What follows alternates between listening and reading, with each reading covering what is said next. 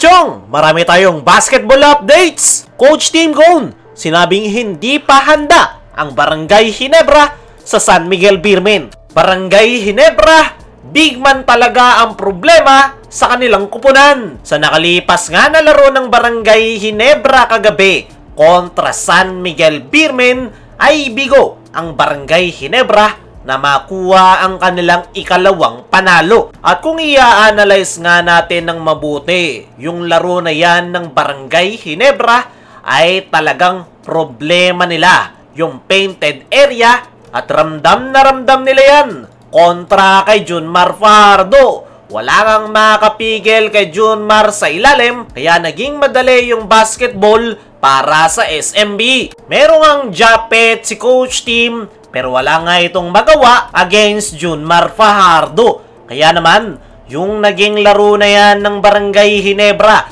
kontra San Miguel Beermen ay reality check sa kupunan ni Coach Tim ngayong All Filipino. Ngayong conference talaga mararamdaman ng Barangay Ginebra ang pagkawala ng isang Christian Stan Hardinger sa kanilang kupunan. Wala nga silang naaasahan na big man na kayang makipagpalitan ng mukha sa loob ng painted area. Nandyan nga si Japet, pero real talk, masyado nga itong malambot at talagang kailangan nito ng katuwang sa loob ng painted area, lalong-lalo na ngayong All Filipino. At yung pagkakatalo nga na yan ng Barangay Ginebra ay ang wake-up call para sa kupunan ni Coach Tim para solusyonan na yung kanilang problema. Hindi na ako magugulat kung gagalaw ang Barangay Ginebra pagdating sa mga trades para humanap ng bagong big man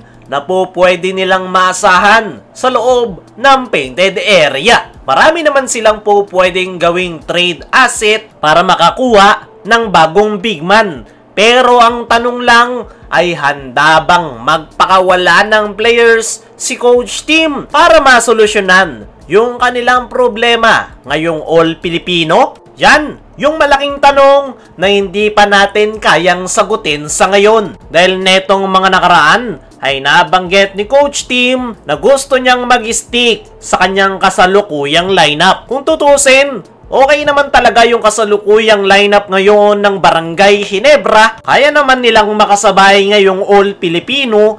Pero yung problema lang talaga nila ay wala silang maasahan na matigas sa loob ng painted area. Kaya naman, kung gusto nilang makuha yung kampyonato ngayong All Filipino, ay talagang kailangan nilang kumuha ng isang reliable big man kahit hindi na isang dominante. Basta matulungan lang si Japet sa ilalim ay okay na at masusolusyonan na yung kanilang problema. Kung ayaw ni Coach Tim na makipag-trade at mabawasan yung kanyang kasalukuyang lineup, ay pwede naman silang kumuha sa unrestricted free agency. At yung pinakamatunog nga dyan ay itong si Vic Manuel na nagpahayag nitong mga nakaraan lang na open siyang maglaro sa Barangay Ginebra at talagang gusto niyang maging teammate si Japet Aguilar. Mismong si Vic Manuel na yung kumakatok kay Coach Tim Cone. At tingnan natin kung huhugutin ito ng Ginebra sa unrestricted free agency. Dumako naman tayo dito sa kabilang balita. Coach Tim Cone, sinabing hindi pa handa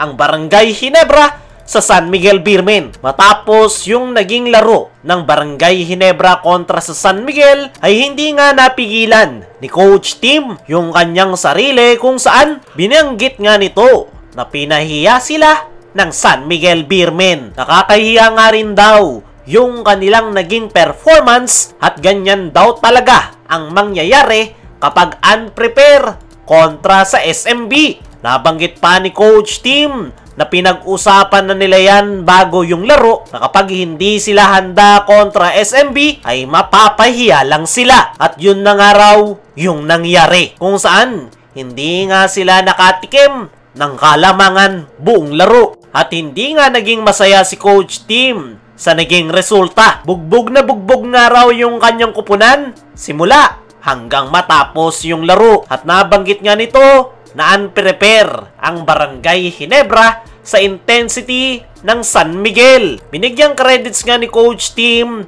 yung depensa ng SMB at yan yung kinakailangan nilang magawan ng paraan. Marami pang araw silang kinakailangang habulin at sinusubukan pa nga rin daw nilang matutunan na maglaro na walang Justin Brownlee. At mafi-figure out nga raw nila yan as a move forward sa kanilang mga upcoming games. Sa ngayon, ay disappointed etong si Coach Tim sa naging performance ng kanyang kupunan. Pero gaya nga ng sabi natin kanina, yung pinaka-problema talaga ng Barangay Ginebra ay wala silang big man na maaasahan sa loob ng painted area. Dahil si Junmar talaga yung kanilang naging problema at every time nahihigpitan nila yung depensa sa ilalim ay madali nitong nakikick out yung bola para sa kanilang mga gunners. So ngayon ay ang solusyon na nakikita natin sa problema ng Barangay Ginebra